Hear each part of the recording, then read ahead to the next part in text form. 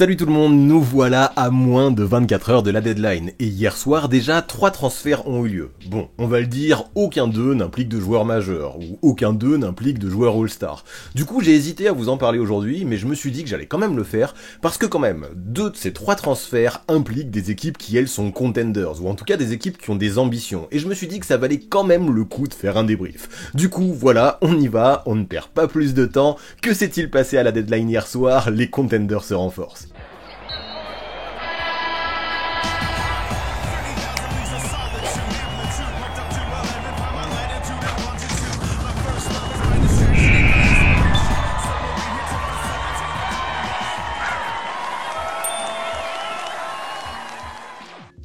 Allez, pour commencer, je vais vous parler de l'arrivée de Simone Fontecchio à Détroit. C'est sûrement le trade le plus insignifiant des 3 pour moi, c'est pour ça qu'on va commencer par lui, mais je vais quand même vous en dire quelques mots. On le voit, pour faire venir Fontecchio, les Pistons perdent un second tour de draft, ils perdent Kevin Knox et ils perdent les droits sur Gabriele Procida pour s'octroyer les services de l'Italien. En gros, ils ne perdent pas non plus de grosses contreparties significatives pour le faire venir. Par contre, ce que j'ai entendu hier, c'est que c'était bien parce que les Pistons continuaient à rajeunir l'équipe avec Fontecchio. Et c'est vrai qu'au premier regard, c'est ce qu'on pourrait croire, parce que vu qu'avec l'Italien, les Pistons récupèrent un joueur sophomore. Mais un sophomore, il faut s'en rendre compte qu'il a quand même 28 ans. Mais après, pourquoi pas, hein, l'Italien c'est un très gros scoreur, un shooter qui est adroit, qui a des 3 pour avoir un rôle intéressant aussi et booster ses stats dans une équipe où en plus il pourra retrouver son compatriote italien Danilo Gallinari. Maintenant, il faut se rendre compte aussi que cette saison, à Utah, il a réussi à obtenir un rôle de titulaire au fur et à mesure. Et sans être excellent, il a fait le taf dans ce costume, il a joué plutôt propre. Et ce que j'aime bien, c'est qu'à Détroit, il va pouvoir apporter du spacing et même un petit peu de défense extérieure à une équipe qui, on l'a vu en début de saison, possède de très gros manques dans ces secteurs.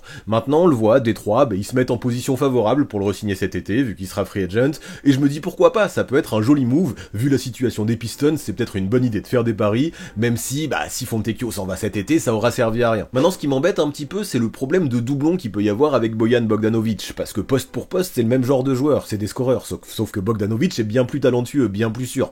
Et si, on le voit, les Pistons gardent le Croate d'ici ce soir, je comprends pas trop l'intérêt de faire venir Fontecchio aussi vite, sachant que tu peux le perdre cet été. Alors est-ce que ça veut dire qu'on va revoir les Pistons actifs d'ici ce soir, d'ici la deadline, sachant qu'hier encore, on le verra plus tard, ils ont fait un autre move, c'est possible, on dirait qu'ils ont pas fini les Pistons de faire leurs travaux.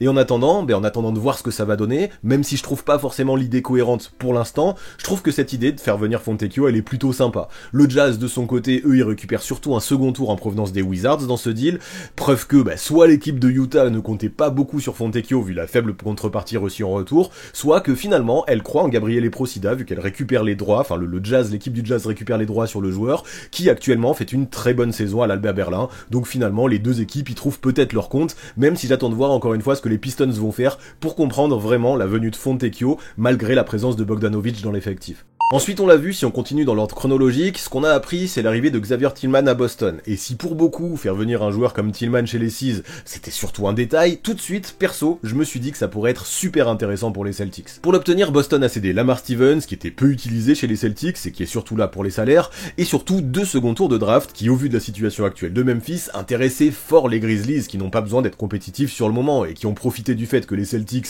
aient besoin de densité dans la raquette pour essayer de gratter des petits assets à gauche à droite de manière intelligente. Et en vrai, je me dis que c'est pas si mal d'avoir réussi à récupérer 2 seconds tours pour un joueur comme Tillman, même si ça va repousser les choses très loin, en 2027 et en 2030, c'est des tours de draft qui sont lointains, mais franchement c'est bien pour une équipe qui n'a pas besoin justement de Tillman maintenant, et qui pense à l'avenir, donc c'est cool, sachant que c'est des seconds tours qui pourraient être bien placés, on sait pas ce qui va se passer à l'avenir d'ici 2027, d'ici 2030, donc pourquoi ne pas tenter ce pari du côté des Grizzlies, et essayer de voir ce que ça dit, abandonner cette saison, penser au futur, je comprends l'idée, sauf que bon, vous l'avez compris, cette arrivée de Tillman, si on analyse le moment présent, c'est surtout pour Boston qu'elle a du sens. Les Celtics sont juste excellents depuis le début de la saison, c'est le 2e offensive rating de la ligue, le 3e meilleur offensive rating, mais surtout le meilleur bilan de la NBA, c'est l'une des équipes les mieux huilées des 2 côtés du terrain, et cette saison, on s'en rend compte, l'occasion de remporter un titre est vraiment réelle pour la Maison Verte. Alors autant utiliser cette deadline pour combler les moindres failles, je pense, et se donner un maximum de chance en play-off. Et l'une de ses faiblesses en début de saison, pour moi, à Boston, c'était le banc. À mon sens, il y avait 2 secteurs à densifier dans la seconde unit, limites afin de permettre à Boston d'être encore plus compétitif. Le premier, c'était apporter du scoring sur les ailes,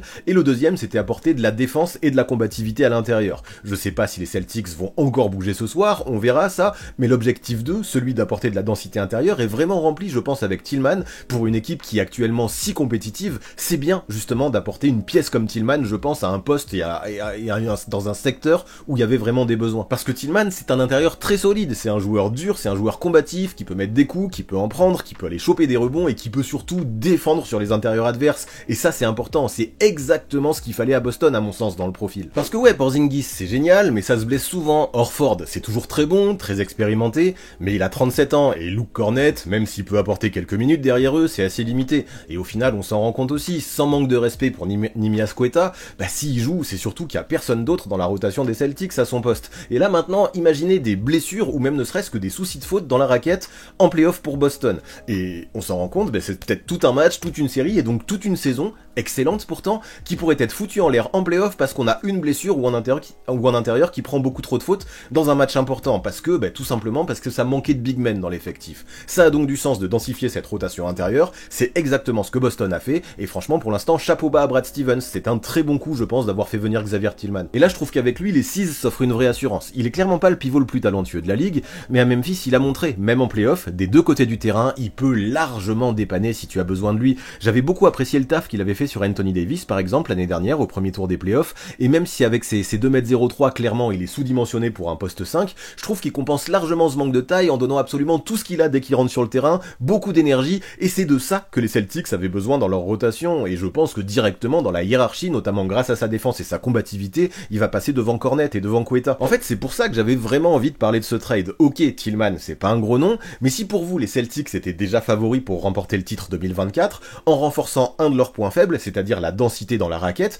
mais je trouve qu'ils deviennent encore plus probablement favoris, sachant que comme pour les 29 autres teams de la NBA, leur deadline n'est peut-être pas fini et ça va être intéressant à suivre. En tout cas, le premier move des Celtics, je le trouve vachement intéressant. Et enfin, le troisième trade, faut que j'en parle aussi, non pas parce qu'il implique encore les Pistons, mais plutôt parce qu'il implique un autre contender, les Minnesota Timberwolves, qui depuis plusieurs semaines déjà se battent pour la première place à l'ouest, avec OKC et maintenant aussi avec les Clippers, sachant que Denver n'est pas loin derrière non plus, c'est vraiment serré entre les 4 premières places. Et à Minnesota, je vous l'ai beaucoup dit dans les vidéos de ces dernières semaines, que je vous invite à revoir si vous voulez vraiment vous mettre dans le bain, vous mettre à jour avant la deadline de ce soir, mais je trouve que dans cette team, ouais, il manquait un petit peu, même beaucoup, un meneur backup. Et justement, c'est ce qu'ils ont pu avoir en récupérant Monte Morris, qu'ils ont pu obtenir en envoyant un second tour de draft à Détroit, mais aussi Shake Milton et Troy Brown Jr. qui peuvent être bons certes, mais qui à mon sens ne correspondaient pas au profil recherché. Trop scoreur, pas assez playmaker. Et à Minnesota, il fallait un meneur organisateur, pas un autre arrière scoreur. En faisant venir Morris, je pense que c'est vraiment le profil qu'ils ont récupéré. Parce que ouais, Mike Conley, il est toujours très bon, c'est certain, et j'aime beaucoup la saison qu'il fait. Sauf que à 36 ans, il faut s'en rendre compte, ça devient chaud de le faire jouer plus de 30 minutes par match.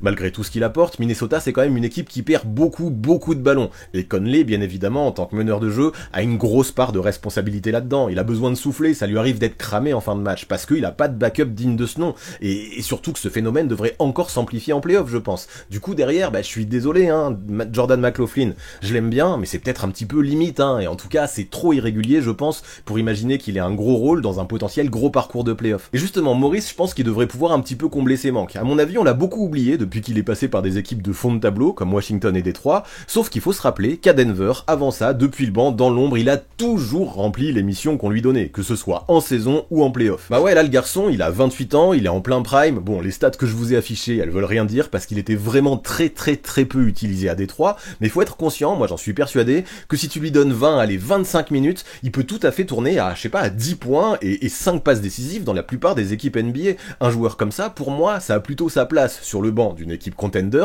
que sur le fond de banc d'une équipe en reconstruction comme c'était le cas à Détroit. Je trouve qu'à Minnesota, il va apporter tout son savoir-faire, tout ce dont il y avait besoin. C'est un joueur sérieux, qui prend souvent les bonnes décisions, qui défend un minimum, et qui également peut mettre de gros shoots. C'est important, et surtout, c'est exactement ce qu'il fallait derrière Mike Conley pour le faire souffler. Et surtout, je me dis, quand on voit qu'à Détroit, on comptait absolument pas sur Morris, récupérer ne serait-ce qu'un second tour en échange de lui, ça suffit, c'est déjà pas mal. En plus de ça, pour les salaires, surtout, on récupère Shake Milton et Troy Brown Jr. C'est du bonus. Je pense pas que ça change la face du monde, mais tu peux toujours les mettre en valeur dans une équipe de fond de tableau comme les Pistons, et essayer peut-être dans le futur de récupérer des seconds tours contre eux, ça fait des assets supplémentaires, c'est déjà pas mal, mais bon, bah de toute façon vous l'avez compris, ce trade de Monte Morris, si je veux en parler, c'est pas pour les Pistons, hein, c'est pas pour eux que j'ai envie de donner de l'importance, c'est vraiment pour les Wolves, qui pour l'occasion, je trouve, en compensant l'une de leurs principales failles, c'est-à-dire le poste de meneur backup derrière Mike Conley, peuvent vraiment afficher leurs ambitions et arriver en playoff avec un visage encore plus sérieux et un effectif encore plus dense. C'est super intéressant, donc c'est chouette, hein, je trouve, cette arrivée de Monte Morris du côté de Minnesota. En tout cas, bah, si l'on fait le bilan sur la soirée d'hier, pour l'instant c'est clair qu'on est en train de vivre une deadline plutôt calme, avant la tempête possible de ce soir, où tout pourrait exploser. J'ai hâte de voir ce que ça peut donner. Quoi qu'il en soit, ça me semblait vraiment essentiel, ou important en tout cas, de parler de ces moves aujourd'hui, notamment Tillman à Boston et Morris à Minnesota, bah, je vous l'ai dit, parce que bah, même si au premier coup d'œil ça peut ressembler à des détails finalement, les arrivées de joueurs de banc dans ces équipes contenders, bah, ces transferts, ça me paraît être des ajustements très intelligents pour deux équipes qui ont des ambitions et qui vont renforcer justement des teams qui sont déjà pourquoi pas très bien placées pour essayer d'aller jouer le titre en fin de saison. Donc voilà, ces teams ont eu raison, elles se sont renforcées à des postes ou dans des rôles où il y avait des besoins, elles l'ont très bien fait. Monte Morris, pour moi, depuis le temps que Minnesota avait besoin d'un meneur backup, il remplit ce rôle. Xavier Tillman, il vient densifier la rotation intérieure des Celtics. Franchement, c'est pas fou ce qui s'est passé hier à la deadline, mais je trouve que ça peut être très intéressant pour la suite pour ces équipes qui vont jouer les premiers rôles en playoff.